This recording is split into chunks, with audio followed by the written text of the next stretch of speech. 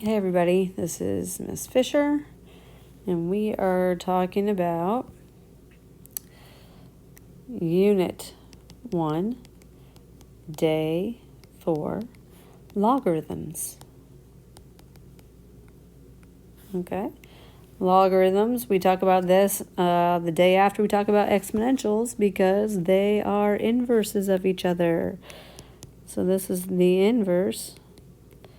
Logs are the inverse of exponentials.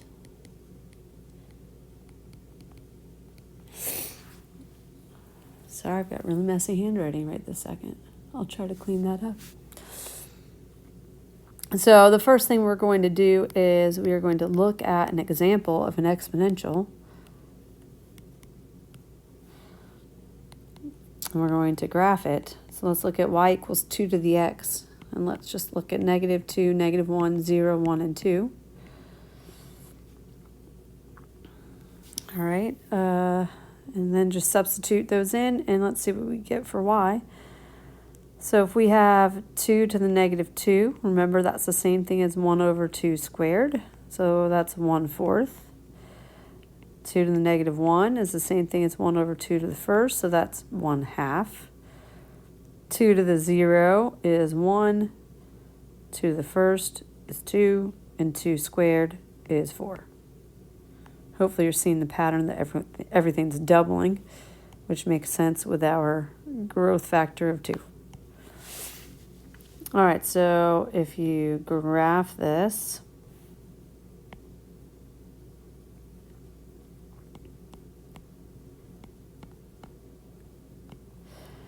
and you're just going to have to estimate with the fractions there, but at -2, you're at 1/4.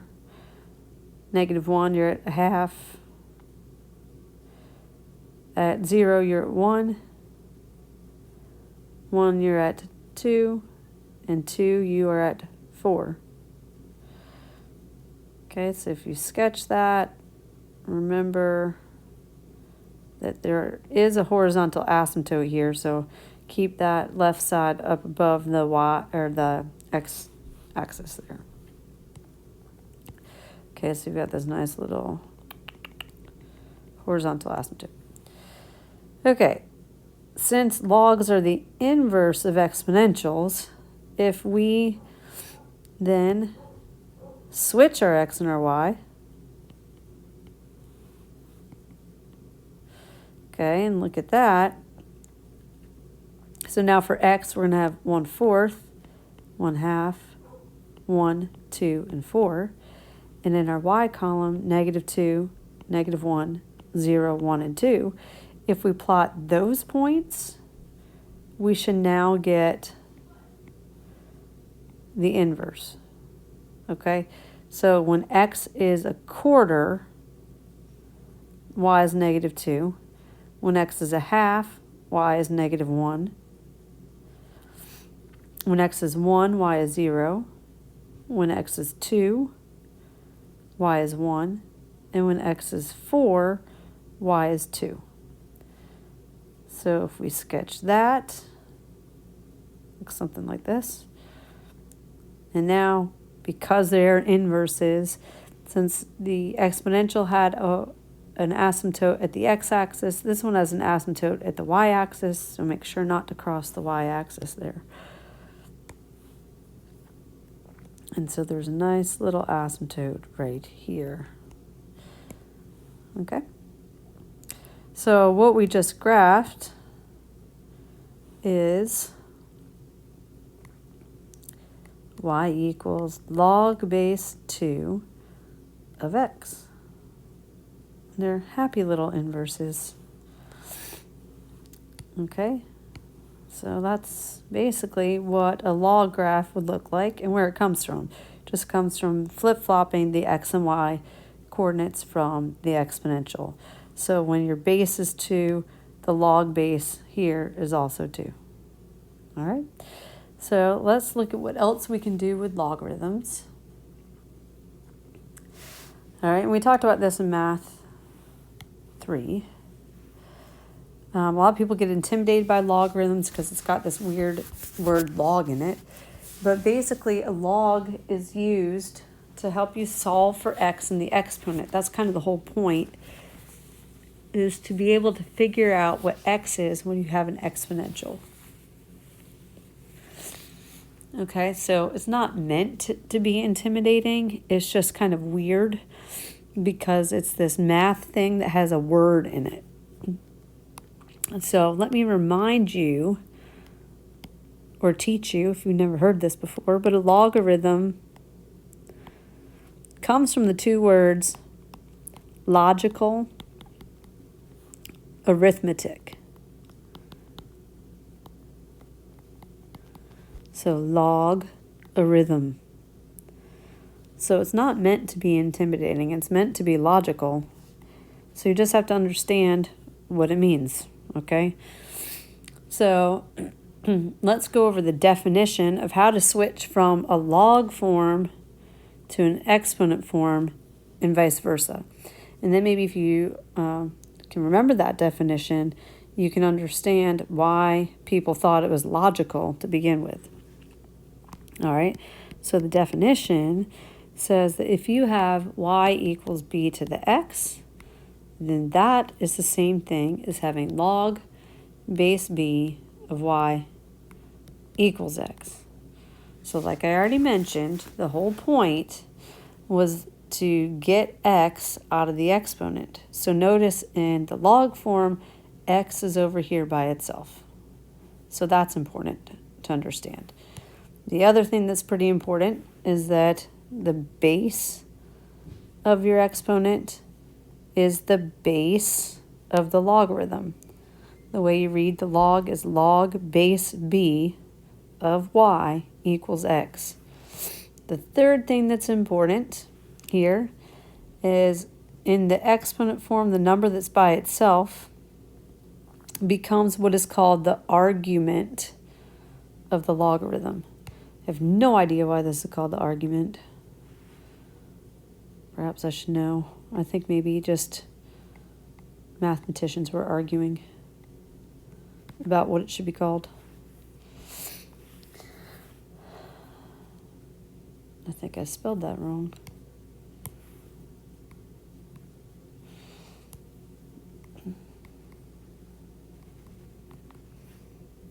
Sorry. That's called the argument. So when we refer to the number that comes after the log base b, you know that we're talking about that number there. All right, so a couple things. You can't take the log of 0 or a negative, because those numbers don't make sense in the exponential form.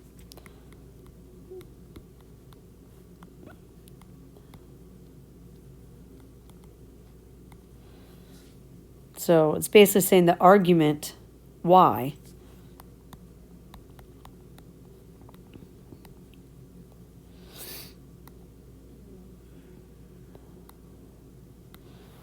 has to be greater than 0, and it cannot equal 0. Okay. And if you think about the exponent form, that should make sense. The next thing is that b cannot equal 1. And again, that has to do with the exponent form, really. If you think about if you had b equal to 1 there, you can't make an exponential graph if b is 1. And also, b has to be greater than 0 for the same reason. If b was negative and you plotted points with a negative b value there, you wouldn't actually get an exponential graph. So that's all kind of part of the definition. So some examples. If I asked you to evaluate log base 3 of 81. So evaluate, root word, value. So evaluate means find the value of log base 3 of 81. So that means I want to think to myself, 3 to what power would come out to equal 81? 3 to what power will come out to equal 81. So as I'm thinking about what this means, I'm also kind of thinking in my head about the exponential form of this. 3 to what power would come out to equal 81? So notice the bases are the same. The argument goes over here by itself.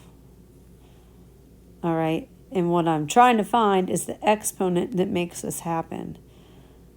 So the whole point of the logarithm is to find the exponent. So 3 to what power would equal 81? It should be a logical thing if you know your powers. So this is why mathematicians back in the day thought this was logical arithmetic. So 3 to the 4th would equal 81. So the answer to this problem is 4. Okay? So that's basically how it works. And just in the thinking process of what this means, you do kind of change it to exponential form.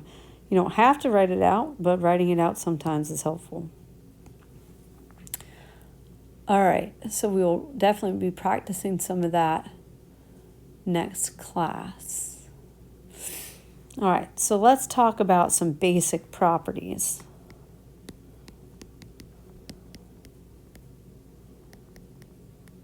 Okay, so basic properties of logarithms, there's 4 of them. All right, the first one says log base b of 1. Always comes out to equal the same thing. I want you to think about what it would be. This question basically means b to what power would come out to equal 1?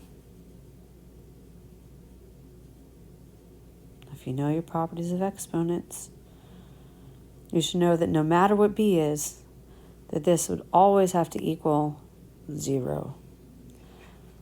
So it doesn't matter what you have, it's going to always equal 0. The second property, log base b of b, will always equal the same thing. So again, off to the side, I want you to think about what this means. B, my dog's barking, sorry guys.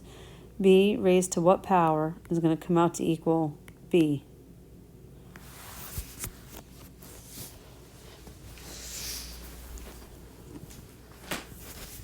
All right, so if you think about that,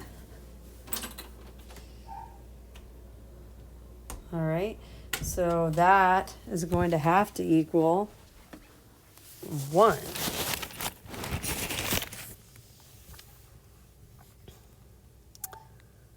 All right, number 3.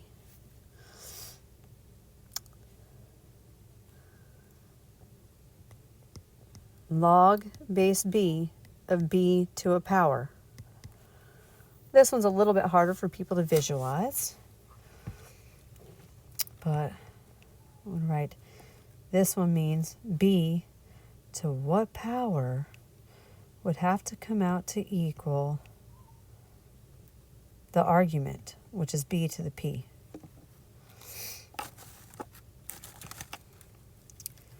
So if you think about that, what goes in our little blank here, I call that guy a blob. What goes in the blob would have to be p. So basically what happens here, if you really think about it, when you have a base b here, and this happened in number 2 as well, base b here with a base of your exponential being a b, what's going to happen is that since logs and exponentials are inverses, they're going to cancel each other out, leaving you with p. And that basically happened in number 2 as well. You have like an exponent of a 1 right there. Log base b and b to the first, those canceled out, leaving you with the 1 is your answer. It's kind of cool if you think about it. Number 4, this is the last basic property. If you have b raised to log base b of a number. This one's a little bit harder for people to think about because we're starting in exponent form. So I want to know what this would have to equal. So starting in exponent form, if I want to think about what this problem means, I would have to change it to log form to think about it. So changing to log form from exponent form, this is basically saying this guy is going to be the base of my log. The exponent, which is right here, needs to go by itself.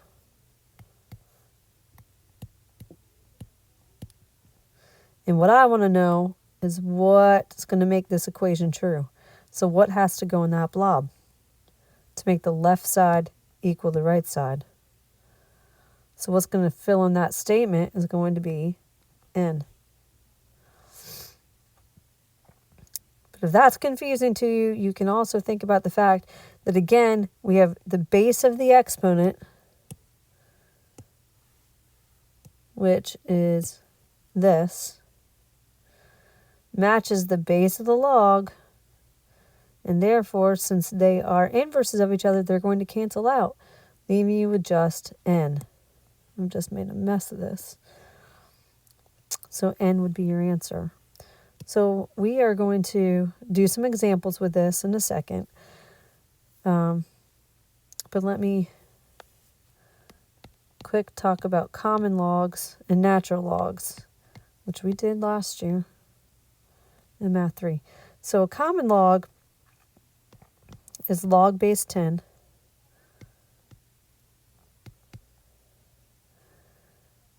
And you have a log button on the calculator. So that means you can use that button on the calculator if you need to. Okay, but you are never going to see the 10 written in for a common log. So as an example, if I gave you log of 100, you need to understand that there's a little 10 right here. And so to do this, you would have to say to yourself, 10 to what power would equal 100? And you would say, 10 to the second would equal 100. And you would say, yay, I'm a genius. All right, they're just never going to have that 10 written in, so you just have to know that any time it just says log of something without the little number, you got to put a 10 in there, or think about the 10. The next little hidden log is called a natural log. A natural log is log base e. This is also on the calculator. It's the ln button. Okay, they're both next to each other. They're on the left-hand side, like third and fourth button. All right, so for natural log, it's going to be, when we write it, we write lowercase l and lowercase n. I usually do a cursive so it doesn't look like a 1. All right, so you'll see ln, and then you'll see a number. All right, so if I write like a 7, then you would just type in your calculator the ln button and then 7, and then write down the decimal you get. I don't have a calculator here in front of me, so it'll be some decimal. And usually we round that to 2 or 3 decimal places. Okay, so now let's do some practice questions. We're going to use the basic properties. We're going to have some common logs in there and some natural logs, so we can kind of see how these questions work and how you're going to be kind of assessed on those properties. Okay, so for example, if I asked you to do ln of e to the 10th, all right, you'll be told if it's a calculator problem or not a calculator problem. This one would be a non-calculator problem. Again, you'll have to recognize that since it's ln, it's an understood base e. So this is where you have to kind of think to yourself, e to what power? E raised to what power would come out to equal the argument, which is e to the 10th. Okay. Or you could think of that the fact that your base is e here and your base here is e. So they're going to cancel each other out. So your response should be 10. Okay, so you can have questions like that. You can have log of 1 over 1,000. So here again, that's a common log. So it's an understood 10 right there. So you need to think about 10 to what power would come out to equal 1/1000th. So I know I have a lot of students that don't like fraction questions and they get very intimidated by that. If it's a non-calculator question, that means it's one that you have to be able to use with logical arithmetic. So you have to think about what can you rewrite this one as. So if it's a base 10 problem, that means your argument has to be able to be rewritten as 10 to a power. So focus on this denominator. How can you rewrite 1,000 as 10 to a power? So start there. 1,000 is 10 to the third. Okay, if it's 1 over 10 to the third, that means that you can rewrite that as a negative power. So this is really log, understood base 10, and then instead of 1 over 10 to the third, this is 10 to the negative 3. And then these common log bases, the 10 and the 10, you can kind of think about them being inverses of each other, so they cancel each other out, and then you get a negative 3. So that would be your answer. All right. If you have something like 4 raised to the log base 4 of 256. Okay, this is one of the basic properties. It's the fourth basic property on there. Again, you've got a base 4. Okay, it's an exponent base because it's 4 raised to a power. You've got a log base, also a 4. So when you have that happening, these are inverses of each other, so they cancel each other out. So you're left with 256. Okay.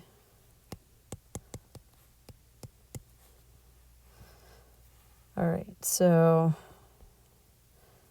I'm going to do one that people find a little challenging. Log base 2, we're going to do the 5th root of 16.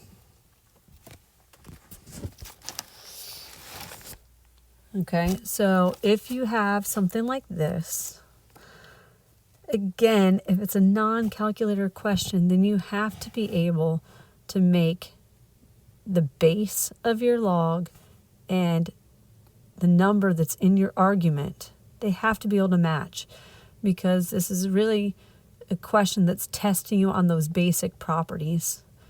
And so they're going to cancel out at some point. The only way they cancel out is if you can make the numbers match, all right, and somehow make them inverses of each other.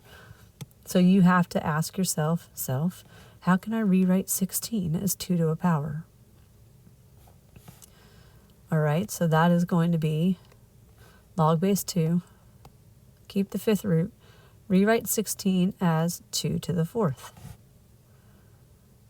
Now this 5th root is still kind of in our way, so if you think back to one of our earlier notes from this unit, we talked about a 5th root, I think it was just last notes, but the 5th root can be rewritten as a fraction exponent.